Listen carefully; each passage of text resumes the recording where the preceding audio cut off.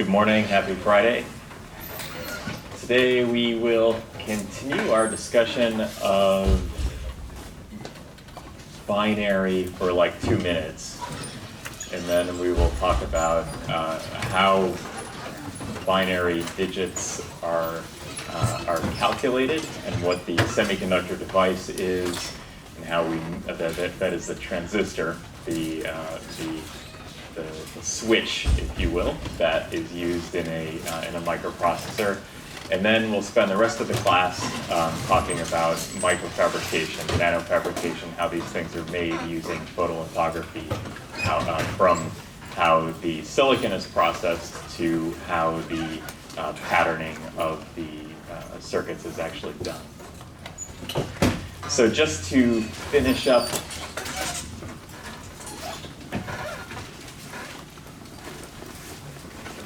that's interesting. It's like a funeral pyre. Behold.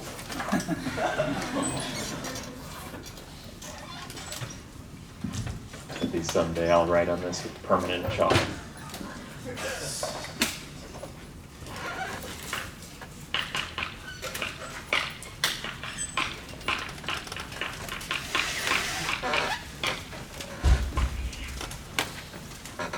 So we're not going to go into too much detail on this, but I just want to show you the simplest possible connection between binary arithmetic and the logic gates that we learned about, and how you construct logic gates from circuits, how you make circuits from transistors, which we'll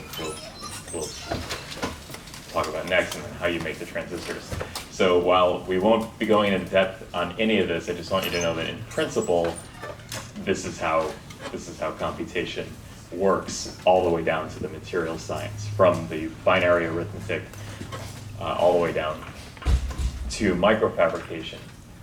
So suppose we want to add 0 and 0, 0 and 1, 1 and 0, and 1 and 1. Can you believe that this is college and this is on the board? 0 and 0 is 0. 0 and 1 is 1. 1 and 0 also 1. But 1 plus 1, no. Binary doesn't recognize the symbols in the decimal system. It only knows 0 and 1. So how do you represent what we in our planet would call 2?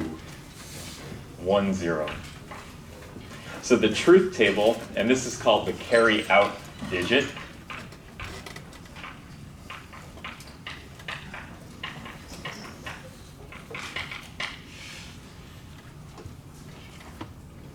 Like what you do with your trash at a national park. So if we have the truth table for the addition, A, B, and Q, which is the least significant digit, the one all the way to the right, and then we have the carry out digit. We draw our normal truth table input 0, 0, 0, 1, 1, 0, and 1, 1. Our Q is 0, 1, 1, 0. And our carryout is 0, 0, 0, 1. Now, if we look at the Q and the carryout columns, we see that they actually match some of the logic gates, two of the logic gates that we talked about on Wednesday. So Q is, anyone remember what this logic is? XOR, which is exclusive OR. So you only get a 1 if it's just OR over here. If there's something that looks like it might be an AND, doesn't count. Only the ORs get the 1s. So this is either XOR or XOR. A Klingon name, perhaps. The carryout digit, 0001. How about this one? And. So if we have an XOR gate and an AND gate, then we can add two digits together.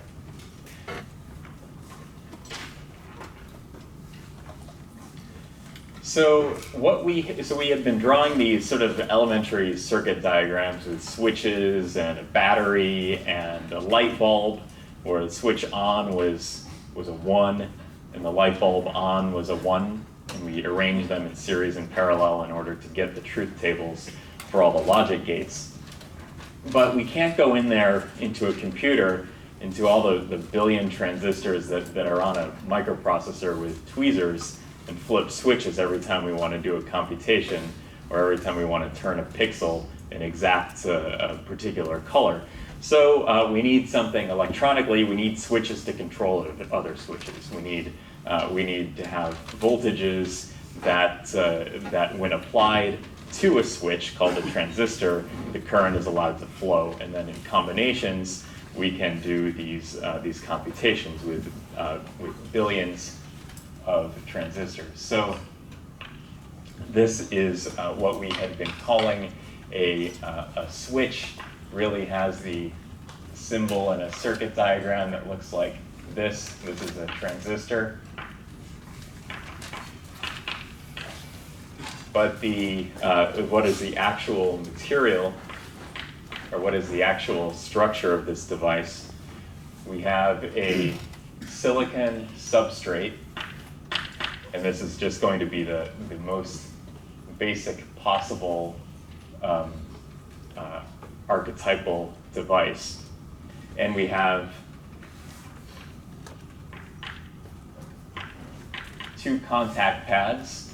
Let's say they are aluminum. Could be other metals, but let's say aluminum because it doesn't contaminate the silicon. We call this the source. We call this the drain. And the most important part,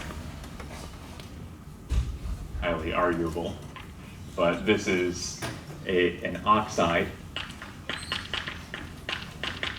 And in this case, usually silicon dioxide. It's usually an oxide that's grown thermally from the parent wafer. And then we have another electrode on top, which we call the gate. So the oxide is the gate dielectric.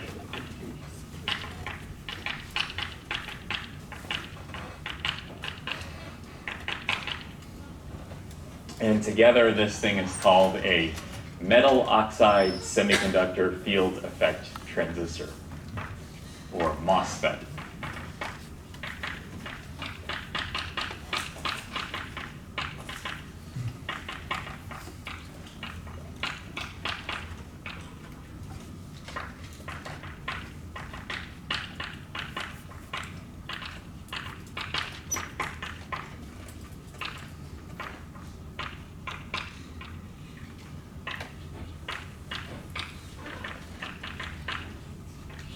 And the MOSFET is like a brain cell in a computer. It's what is the basis of all computation. It's the basis of how memory is stored combined with capacitors. It's the basis of all digital computation. Now, how does it work? There are many different modalities in which a MOSFET works. And I won't go into them in detail, but what happens is that a gate voltage above some threshold voltage is applied, which either allows current to flow from the source to the drain or prevents current from flowing from source to the drain. So, so what this is an electronically controlled switch, and the gate voltage is actually controlled by the outputs of other transistors in the integrated circuit. If basically what we're doing is we are creating a conductive channel under the gate dielectric. So this is the channel.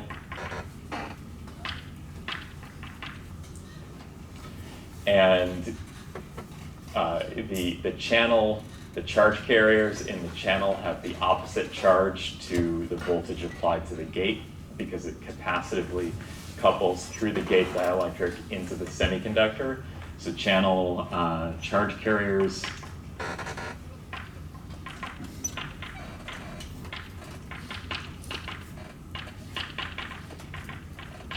have the opposite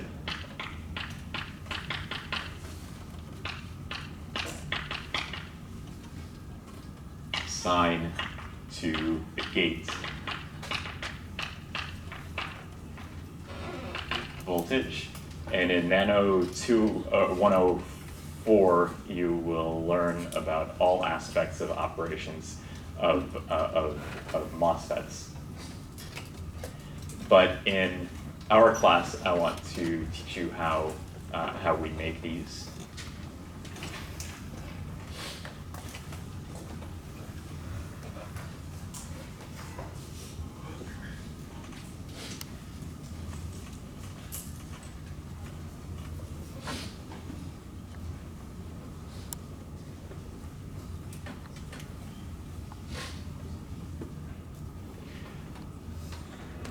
Is anybody familiar with the concept of embodied energy or carbon footprint? So the amount of energy that it takes to produce some manufactured product. It turns out that in order to make a very low entropy system like a microprocessor, where you have billions of transistors in a square millimeter, a couple square millimeters, something on the order of a square millimeter area, that takes 50 steps to make, like 50 manufacturing steps to make, with an allowable error rate of 1 error in 10 to the 18. Otherwise, the chip is crap. It turns out that a microprocessor has an enormous embodied energy or carbon footprint if you made the energy by burning natural gas and fossil fuels, which chances are you did, or one did, not you, the royal you. And there was a paper a few years ago by Eric D. Williams at Arizona State University called the 1.7 kilogram microchip. And now a microchip obviously doesn't weigh 1.7 kilograms, but he did an analysis on a processor, on a DRAM chip, which in this paper is, okay, it's kind of old, it's like 15 years old, but the calculations still hold more or less true. They did these calculations on a 32 megabyte RAM chip, which back then was a lot, and found that if you add up all of the inputs in energy and fossil fuels, it took 1.7 kilograms of stuff to produce a memory chip that's this big. Moreover, if you look at the life cycle of a computer chip compared to other manufactured products, the cradle to grave energy usage of a microchip is much higher in its birth phase than in its lifetime. So you need to have a RAM chip for 3 years in order for it to consume as much energy as it costs to create it.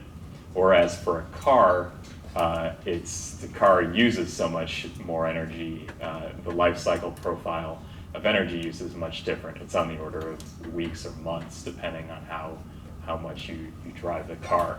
Same thing with a refrigerator and other kind of high energy products. A toaster would probably be really intensive or a hairdryer in the use phase, because all you have in there is a resistive heating element, but it burns like a kilowatt, a toaster or a hairdryer. So you'll use up most of the production energy in the first probably few minutes or like an hour of use of an electric oven. Microprocessors, though, totally different. They're designed to be energy efficient, but they have this very low entropy state that took a lot of energy to produce them. And really, the energy story starts with the production of the silicon itself.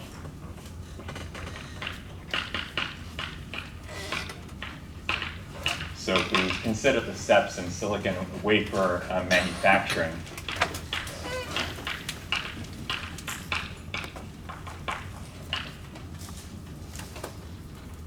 start with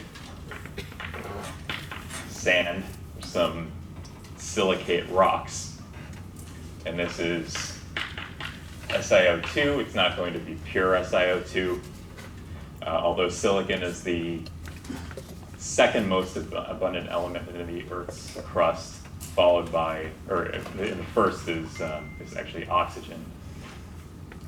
But you're not going to have just silicates and rocks and sand. You're going to have carbonates and all kinds of other minerals and stuff. But so you take this silicon ore and you extract the metal from it, or the metalloid in the case of silicon, the same way that you extract metal from other metal ores through a process known as smelting, which is basically a reduction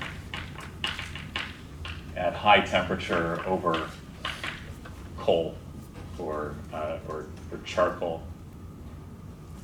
And out of this process, so you get a big smelting furnace, and you just heat the hell out of it in the presence of coal. You oxidize the coal, and the metal, or metalloid in the case of silicon, is now liberated at 98.5 to 99% purity. And off of this process comes the slag, which is like the poop.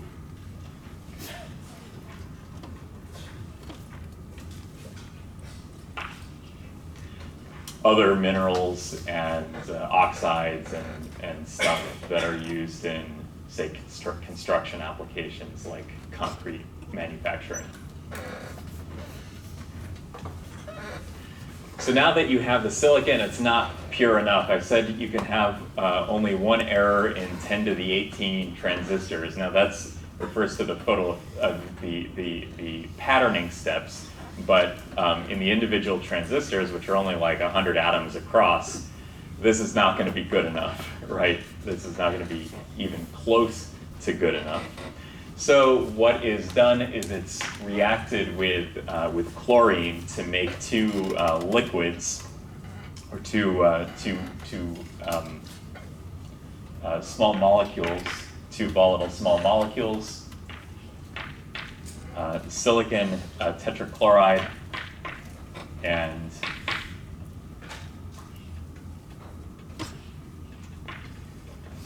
trichlorohydrosilane. And what you do now is distill it.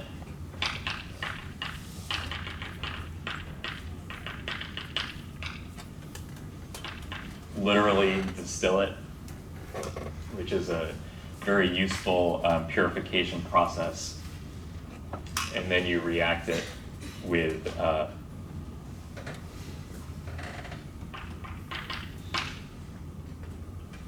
with H2, and you get you're back to silicon now plus HCl, which is junk, or rather the byproduct, and you get this now is less than 0.5 parts per billion impurity.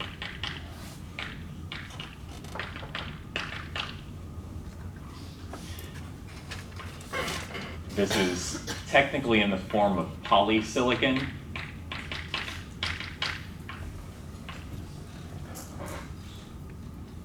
Which is short for polycrystalline silicon. So instead of a single crystal of silicon, we have different crystalline grains that make up this material. We take this and we melt it.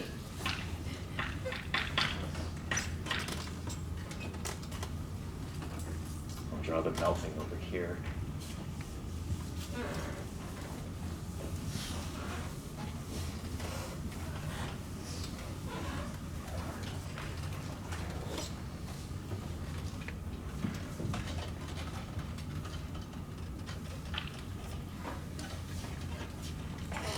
Is this an energy-intensive process? Yes, quite energy-intensive, rather energy-intensive. This polysilicon is already about 10 gigajoules per kilogram.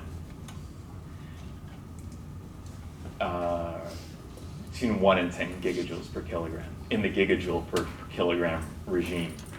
A gigajoule is the amount of energy that goes through the Hoover Dam in a second.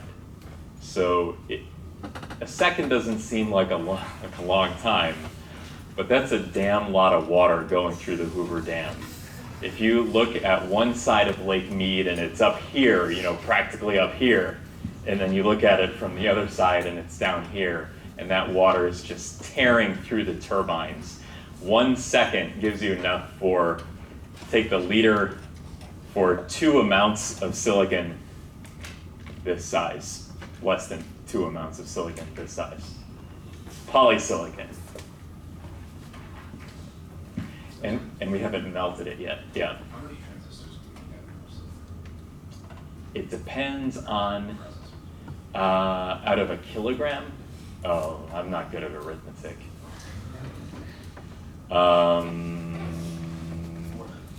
It's more than a few. So you might, maybe a chip weighs a few milligrams, like 10 milligrams, but the rest of this process is not going to be very efficient either, especially when we have to literally saw the wafers and then polish them.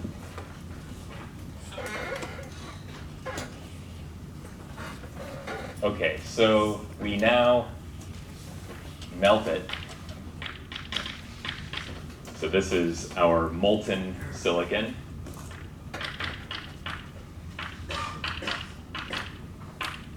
And what we do is we take a popsicle stick, just kidding, take a stick with a seed crystal on it.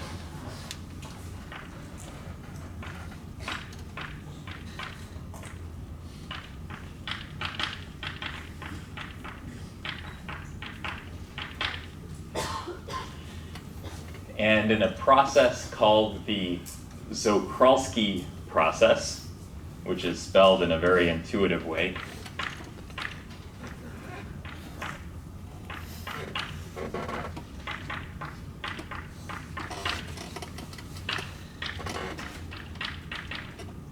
named after Dr. Process, you pull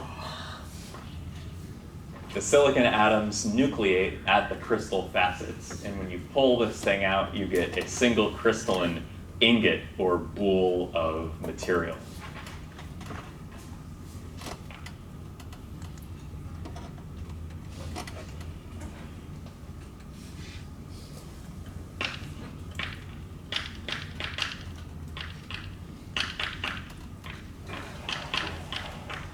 and this is a single crystal.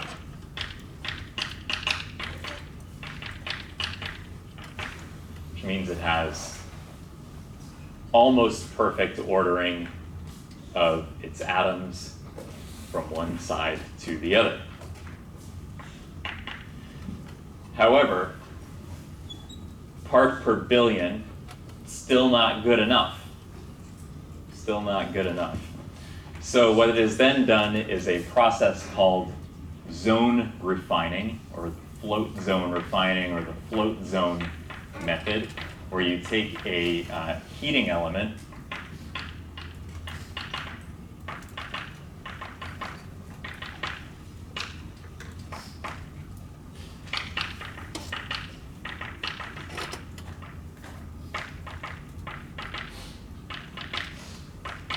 and you encircle the bowl of silicon, and you take this heating element and you heat it up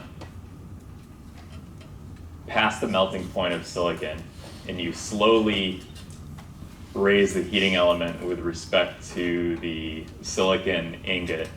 And what happens is that the impurities, so it's always locally melted in the vicinity of the heating element.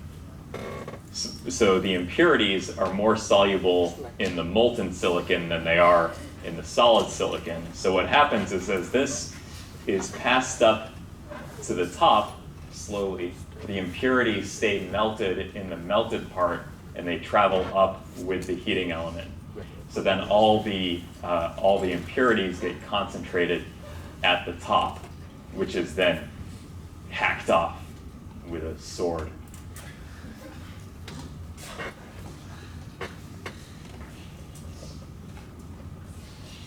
The next part seriously does involve a cutting process. You then take this wool and you slice it like salami.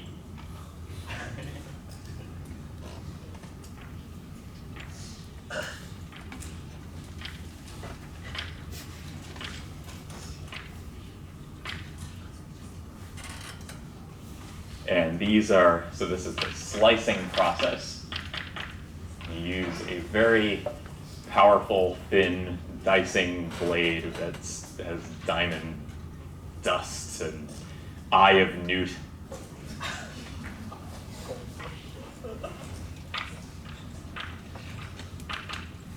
And these are the wafers. And there's a lot of waste in this process because there's a lot of silicon dust that you get through the actual sawing process. And depending on the size of the boule you start out with, this could be anywhere from 2 inches in diameter to more than a foot in diameter.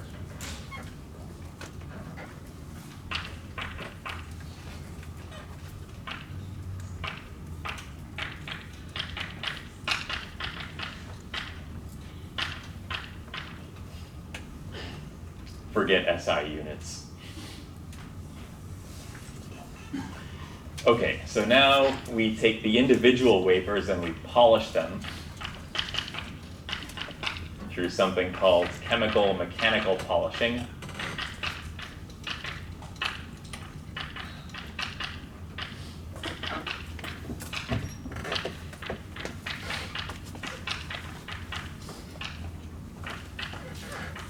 Or CMP, which involves abrasive nanoparticles, silicon or other things that are literally used to polish the surface of the silicon. And this is actually quite an active area of research within nanoengineering itself. So getting the reactivity and the abrasivity and the size of the particles right. This is actually a big business.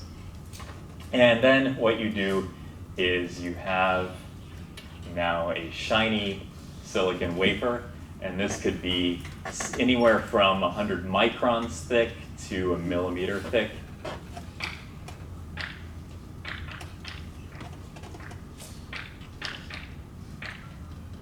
Probably some exceptions, but in general, this is what it's going to be. And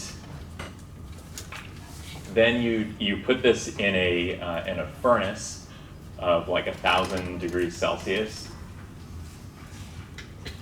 So this is the thermal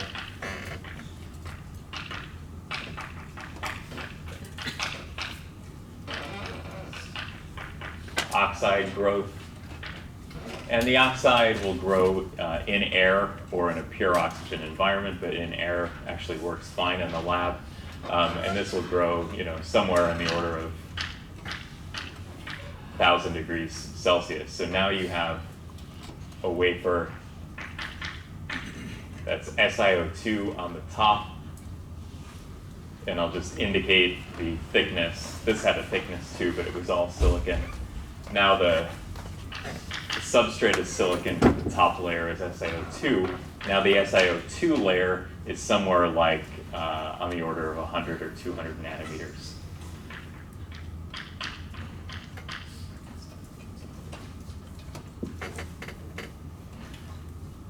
Then what? There really ought to be a how things are made episode on this. It's basically a plumbus.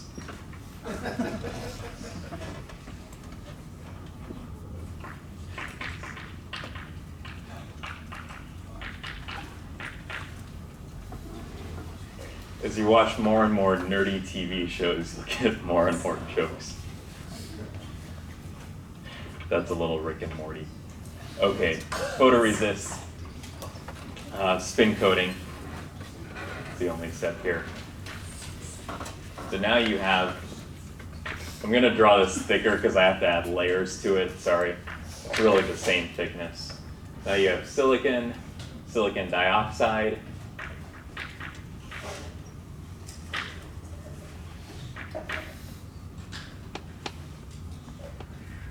And then on top of this, you have a thin film of photoresist, which we will abbreviate PR. What is photoresist? Photoresist is the basis of nanofabrication engineering. Photoresist is a photosensitive polymer.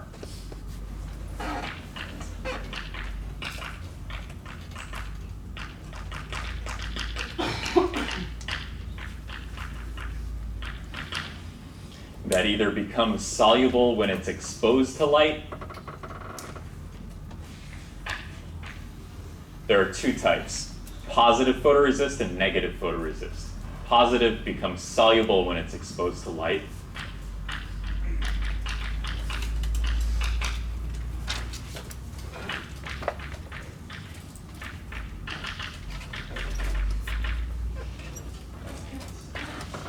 We'll just say soluble when H nu, and negative becomes insoluble when exposed to light. This process here is called spin coating.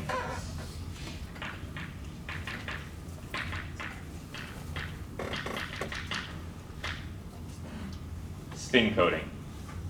Spin coating is how you apply thin films of polymers. You take a solution of the polymer or a neat melt of the polymer, and you put it on a wafer that's on a vacuum chuck, and the vacuum chuck sucks the wafer down to it so that it can't move. And then you pour the photoresist on. In a factory, a machine does this, of course. And then it spins at on the order of 1,000 or more RPM. And as the excess material is ejected from the spinning wafer, this thins out. The photoresist film or the polymer film or whatever film thins out, and the longer you have it spinning, the thinner this gets. You can also, if you have a solution of polymer that solidifies, if all the solvent is gone, then the faster the solvent evaporates, the thicker the film is, and then stuff stops being ejected as soon as all the solvent is evaporated. But in either case, either spinning a neat film or a neat solution of or a neat melt of a viscous material in one hand, where the material you're spinning is pure, or you're spinning a solution of the material in a solvent, it works they both have the effect of giving you a completely uniform film up until the very edges, where you have usually a little bit thicker region called an edge bead, and those regions are usually not usable. Yeah. So a neat solution like neat bourbon, or where there's no solvent, no ice cubes. Okay, now we have silicon, SiO2, photoresist. The photoresist film is also on the order roughly of 100 nanometers, but it could really be anything depending on what you need it for. Sometimes you need the topography of the photoresist film in order to, for example, stamp devices like in optical storage media. Like if you're storing your data in an optical disc, you need to stamp it using something that has some height to it. And we have the rest of today and all of Monday to talk about this stuff. So if a step goes by too fast, we will repeat it 2 or 3 more times. This can really be anything, 10 nanometers to 100 microns or more, depending on what you need it for. Wow, I'm rather proud of this.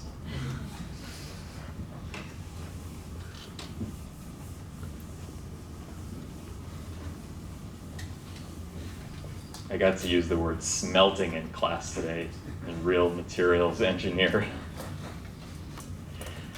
Okay, so now we're going to switch from these sort of cartoonish 3D renderings of wafers to just what's happening in cross-section on the nano scale. So now we have Si, SiO2, and photoresist. Now, of course, the silicon is much thicker than I've drawn it here. This is 100 nanometers-ish, and this could be 100 microns. This would really go down into the depths of Hades, but I'm not going to draw it that way. And what you do is you expose the photoresist using a mask, and you shine light from some light source made by the Cymer Corporation, which was a UCSD thesis project of the inventor. And this is light. This is called a photomask.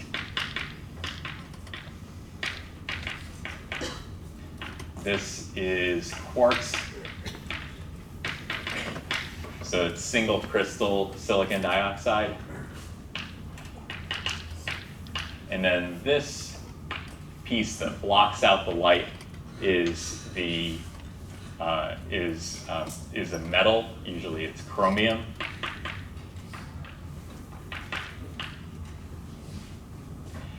And this thickness could be anywhere from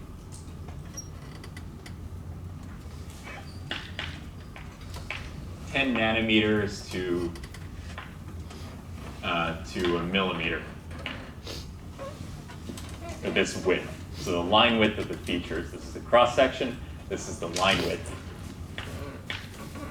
I noticed in the videos that I can't see anything that I write too close to the light because it kind of bleaches out.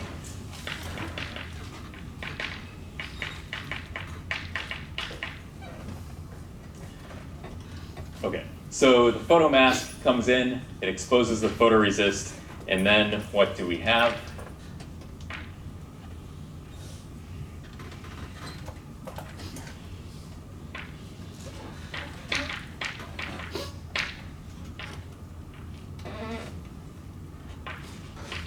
Is regions here that have now become soluble, because this is a positive photoresist.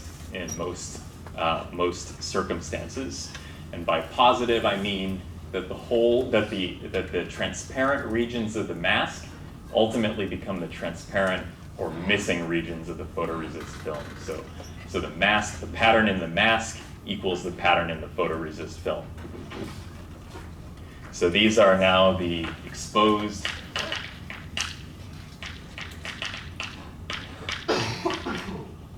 soluble regions.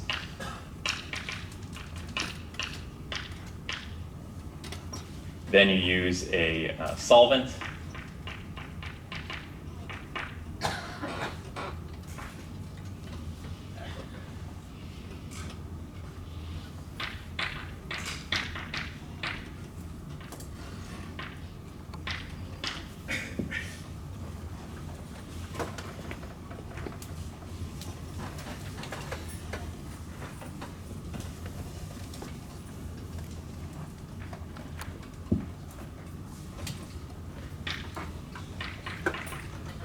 Then you etch the silicon dioxide with a fluoride source.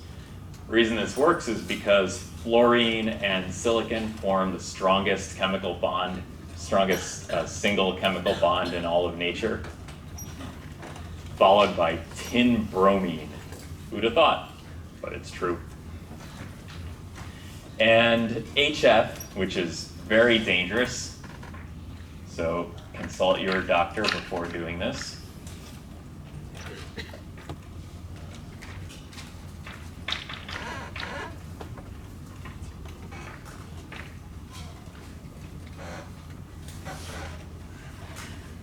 Etches the silicon dioxide under the photoresist film. If you leave it in there too long, it will undercut the photoresist film, and you don't want that. So you do it for a certain amount of time. You can also do this by vapor phase, reactive ion etching, which is a dry process that will do the same thing. Every step that I'm showing, there are multiple ways to accomplish the same thing, but these are sort of the general ways that give you an idea of how the process works. So I don't want you to go to your job at Intel and they tell you to do it a certain way and say, oh, I learned that it's not that way. Okay, then you do the photoresist stripping. And this could be either a solvent, so i.e. solvent or plasma. And the plasma process, this would be an oxygen plasma etch, which etches organic materials and turns it into CO2. It's like combustion. Gives you the same products as combustion, but it's much more gentle. Okay, so now you have the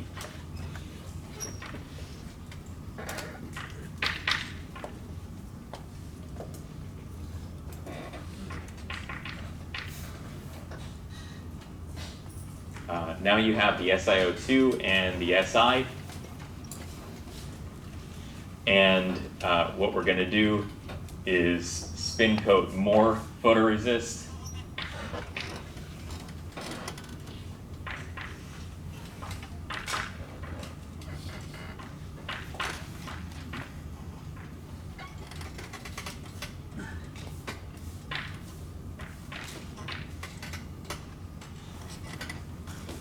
Then I'm going to skip the masking step just for the sake of clarity. We're going to do another step of, oh yeah, I forgot the most important thing was to name this. This process is called photolithography.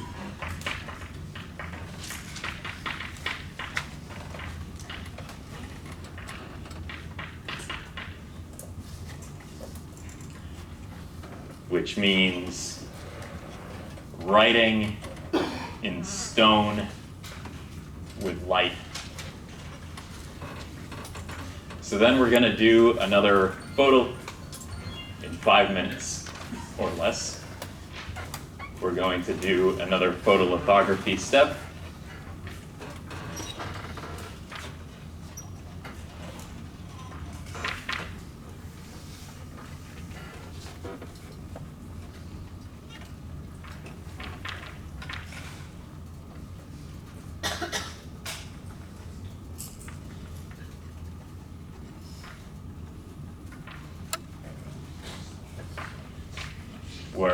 of these. So this is the photolithography step and the etching, and the dissolution of the exposed regions of the photoresist. So I skipped a couple steps here.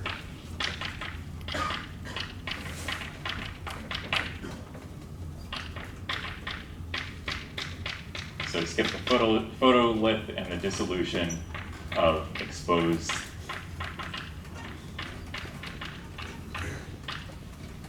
photoresist. So now we're getting very close to the MOSFET structure, right?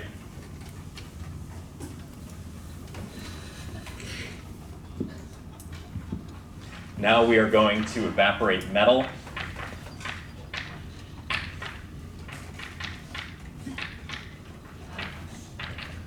Like aluminum.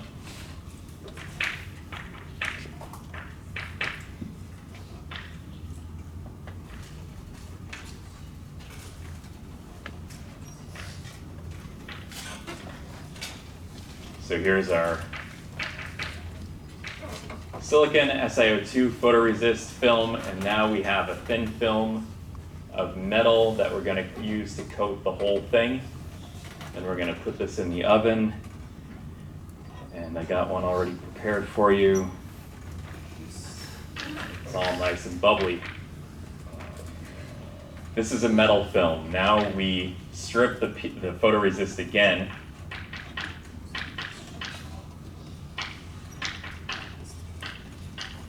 And this is called the lift-off process.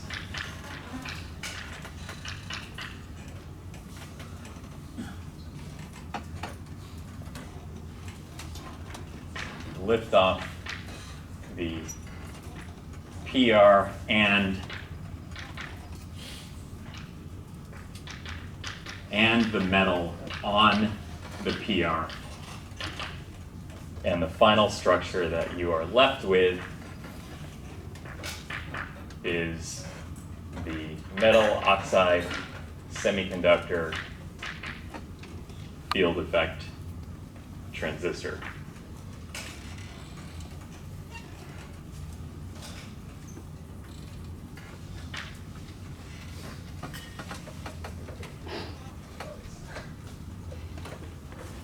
Source, drain, gate.